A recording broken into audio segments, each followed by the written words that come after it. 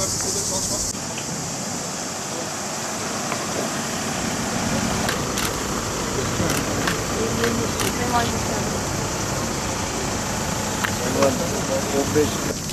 sabahtan itibaren başladı. Yarın akşama kadar devam edecek. Şu ana kadar sanırsam bir 60-70 tane tam parça yapıldı zaten. Şu anda özel hareket mi? Özel hareketten var sayın. Merhaba arkadaşlar. Verdi mi herkes? Bitti mi?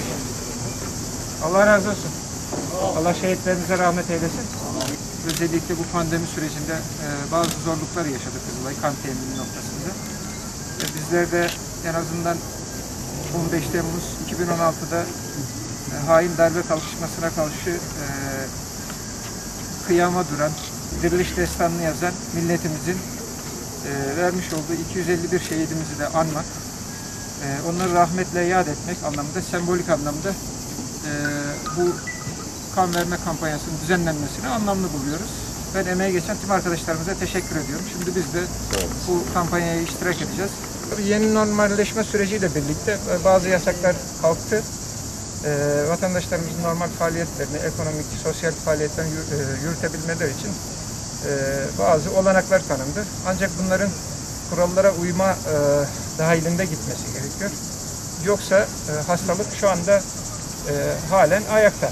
Yani hastalık yayılmaya devam ediyor, salgın yayılmaya devam ediyor. Eğer sosyal temaslarımızda bu kurallara riayet etmezsek bunun acısını hep birlikte çekeriz.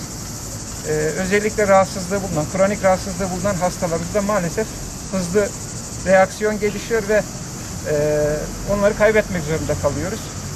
Nitekim son 4 günde de Malatya'mızda maalesef 4 hastamızı kaybettik. Yani kronik rahatsızlığı bulunan. Onun için sağlıklı insanlar ben bu hastalığı nasıl olsa atlatırım, bu salgını atlatırım, bana bir şey olmaz demesinler. Yakınlarındaki insanlar, anne babaları, akrabaları bulaştırabileceklerini unutmasınlar. Özellikle gençleri uyarıyorum burada. Temaslarınızda lütfen fiziksel temaslarınızda dikkatli olun. Uzun süre bir yerde, kapalı bir yerde kalmayın. Yine düzenlenen organizasyonlar, düğünler, mevlütler gibi organizasyonlarda kalabalık yerlerde kalmamaya dikkat edelim. Uzun süre kalmamaya dikkat edelim. Çalışma mekanlarında da, iş yerlerinde de çalışanlar mutlaka maskelerini taksınlar. Sosyal mesafeyi korumaya dikkat etsinler. Ve el temizliğine mutlaka riayet etsinler. Malatya'da son günlerde vaka artışları yaşanıyor. Bölgede olduğu gibi. Bu neden kaynaklanıyor? Bu sosyal temaslarda dikkatli olmamamızdan, kurallara riayet etmememizden kaynaklanıyor. Maske takma zorunluluğu getirdi ilimiz genelinde. Buna önemli ölçüde uyulduğunu görüyoruz ama buna uymayanlar da var. Vatandaşlarımız uymayanları mutlaka uyarsınlar. Maske takma zorunluluğuna uymayanlar. Çünkü biz bu maskeyi kendimizi korumak için değil, yanımızdaki, karşımızdaki, temasta bulunduğumuz insanları korumak için takmamız lazım. Başkalarını düşündüğümüz için takmamız lazım. Buna riayet edersek, sosyal mesafe kurallarına riayet edersek hastalığın yayılımını büyük ölçüde durdururuz. Lütfen bu konuda duyarlı olalım. Buradan tekrar bir kez daha vatandaşlarımızı uyarıyorum. Malatya olarak bu salgının getirdiği tehlikeyi birlikte aşabiliriz. Bu konuda duyarlı davranmaya davet ediyorum. Sayın Valim, vaka artışından bahsettiniz. Vaka artışı eskiye nazaran şu anda ne kadar? Eskiye yani son 2 haftadır vaka sayılarında her gün değişik olmakla birlikte önceki haftalara nazaran önemli bir artış var. Günde ortalama kaç tane? Yani gündeki ortalama vakalar her gün değişebiliyor. Çünkü bir vaka bir aile çevresinde hızlı yayılabiliyor. O gün fazla çıkabiliyor. Birkaç aileden dolayı. Bazen de düşük geliyor. İşte bu kurallara riayet edildiği takdirde bu düşüşü yakalamamız lazım. Bu düşüşü yakalamak için de dediğim gibi özellikle dışarıdan, şehir dışından gelen, başka mekanlardan gelen insanlarla temasımızda dikkatli olmamız lazım. Çünkü başka şehirlerden gelenler burada bir vatandaşımıza bulaştırdığı zaman o da aile fertlerine bulaştırıyor. Böylece yayılma imkanı oluyor hastalığın. Bunlara çok dikkat edelim. Bunlara riayet edersek inşallah önümüzdeki günlerde daha rahatlarız diye düşünüyorum.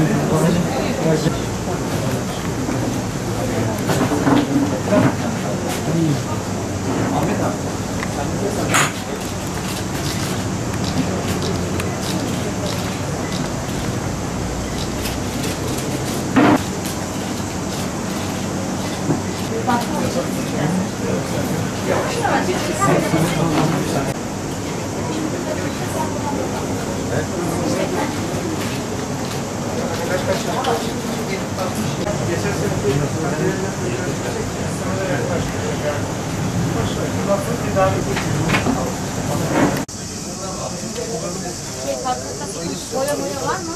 Canım iyi dedi. Tamam. Sami abi.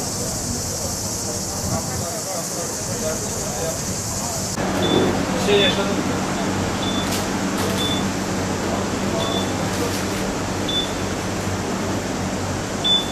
Nasılsın? İyidir başkanım. Evet abi.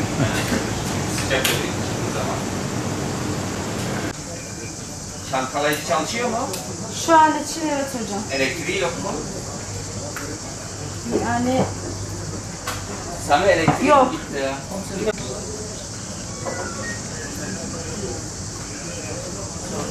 Niye acımayın?